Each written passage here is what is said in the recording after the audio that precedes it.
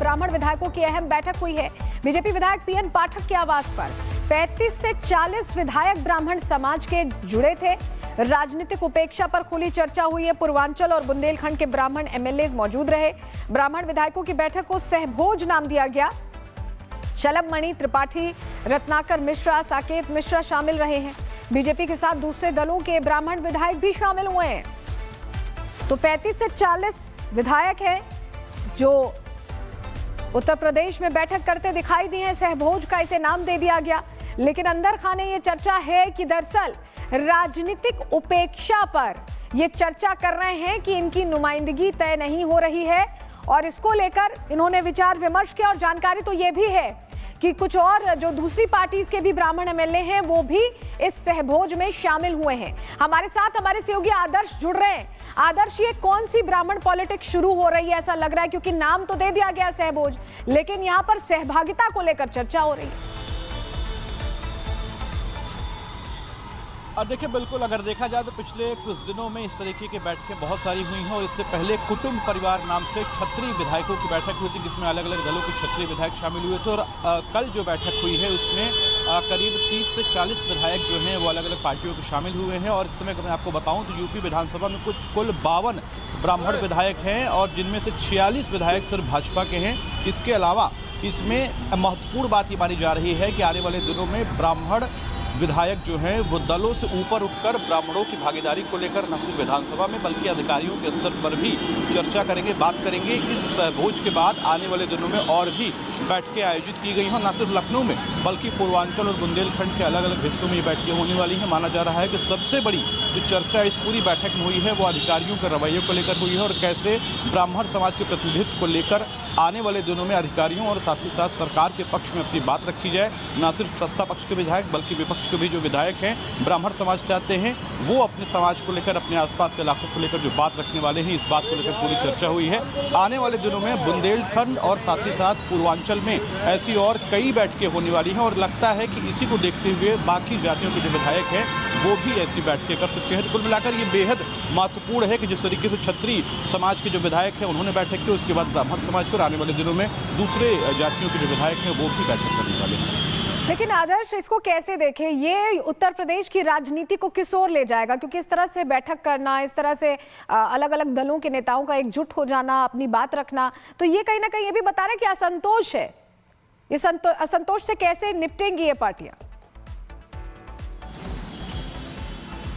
देखिए, असंतोष से ऊपर उठकर हमें इस बात को एक मैसेज के तौर पर भी देखना चाहिए, क्योंकि 2027 में यानी अगले 1 साल के अंदर ही विधानसभा चुनाव होने वाले हैं और इस विधानसभा चुनाव से पहले एक जातीय ताकत जो है वो भी दिखाने की कोशिश की जा रही है। क्योंकि अगर आप देखें तो टिकट बंटवारे में भी ये जो ताकतें हैं वो महत्वपूर्ण भूमिका रखती हैं। चाहे वो बीजेपी की बात करें या फिर समाजवादी पार्टी की बात करें, दोनों ही दलों में टिकट बंटवारे को लेकर जातिगत समीकरण देखा जाता है। और ऐसे में अगर ये सभी विधायक चाहे ब्राह्मण समाज से आते हैं, राजपूत समाज से आते हैं या फिर दूसरे समाज के विधायक इस तरीके की बैठकें करते हैं तो कहीं ना कहीं एक जातीय प्रभाव उसको मजबूत करने की कोशिश कर रहे हैं और एक संदेश देने की कोशिश कर रहे हैं कि दल चाहे जो भी हो, अगर जातिगत रूप से ही टिकटों का बंटवारा होना है, राजनीति में मौके और अवसर मिलने हैं, तो उस बात को लेकर ये मजबूती दिखाने की कोशिश है। साथ ही साथ अपनी बात रखने को लेकर भी ये एक कोशिश की जा रही है, क्योंकि जिस तरीके से अधिकारियों के रवैये को लेकर खासतौर पर इस बैठक में चर्चा हुई है उस बात को भी ध्यान में रखा गया है। और माना जा रहा है कि इसमें इस बात तक को कहा गया है कि अगर अधिकारी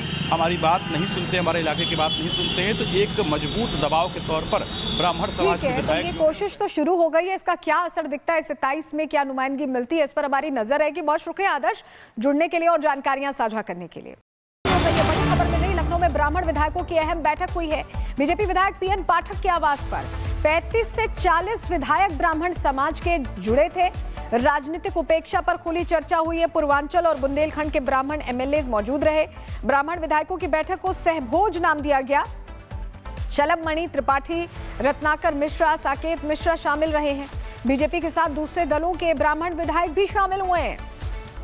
तो 35 से 40 विधायक हैं जो उत्तर प्रदेश में बैठक करते दिखाई दिए हैं। सहभोज का इसे नाम दे दिया गया, लेकिन अंदर खाने ये चर्चा है कि दरअसल राजनीतिक उपेक्षा पर ये चर्चा कर रहे हैं कि इनकी नुमाइंदगी तय नहीं हो रही है और इसको लेकर इन्होंने विचार विमर्श किया। और जानकारी तो ये भी है कि कुछ और जो दूसरी पार्टीज के भी ब्राह्मण एमएलए हैं वो भी इस सहभोज में शामिल हुए हैं। हमारे साथ हमारे सहयोगी आदर्श जुड़ रहे हैं।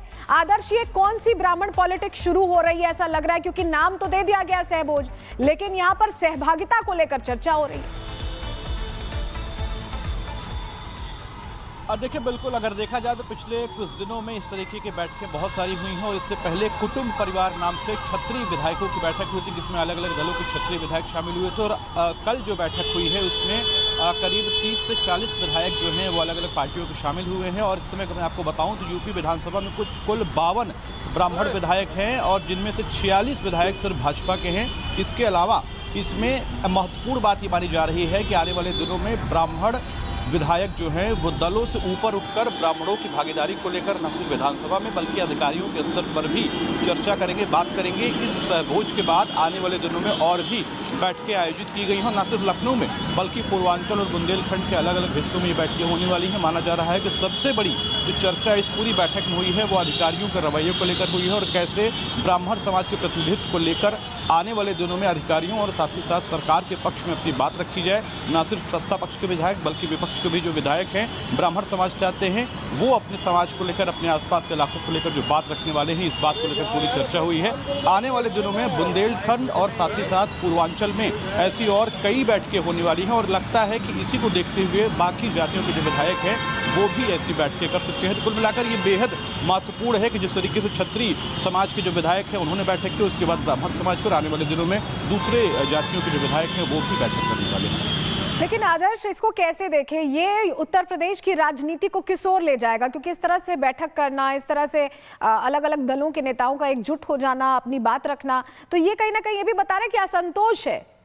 ये असंतोष से कैसे निपटेंगी ये पार्टियां?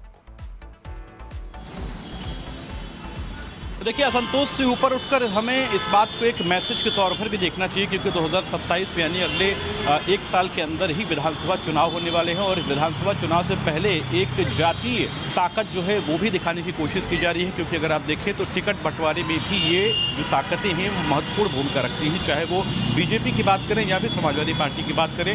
दोनों ही दलों में टिकट बंटवारे को लेकर जातिगत समीकरण देखा जाता है और ऐसे में अगर ये सभी विधायक चाहे ब्राह्मण समाज से आते हैं, राजपूत समाज से आते हैं या फिर दूसरे समाज के विधायक इस तरीके की बैठकें करते हैं तो कहीं न कहीं एक जातीय प्रभाव उसको मजबूत करने की कोशिश कर रहे हैं और एक संदेश देने की कोशिश कर रहे हैं कि दल चाहे जो भी हो, अगर जातिगत रूप से ही टिकटों का बंटवारा होना है, राजनीति में मौके और अवसर मिलने हैं, तो उस बात को लेकर ये मजबूती दिखाने की कोशिश है। साथ ही साथ अपनी बात रखने को लेकर भी ये एक कोशिश की जा रही है, क्योंकि जिस तरीके से अधिकारियों के रवैये को लेकर खासतौर पर इस बैठक में चर्चा हुई है उस बात को भी ध्यान में रखा गया है और माना जा रहा है कि इसमें इस बात तक को कहा गया है कि अगर अधिकारी हमारी बात नहीं सुनते, हमारे इलाके की बात नहीं सुनते हैं, तो एक मजबूत दबाव के तौर पर ब्राह्मण समाज के विधायक। ये कोशिश तो शुरू हो गई है, इसका क्या असर दिखता है, 27 में क्या नुमाइंदगी मिलती है, इस पर हमारी नजर है। कि बहुत शुक्रिया आदर्श जुड़ने के लिए और जानकारियां साझा करने के लिए।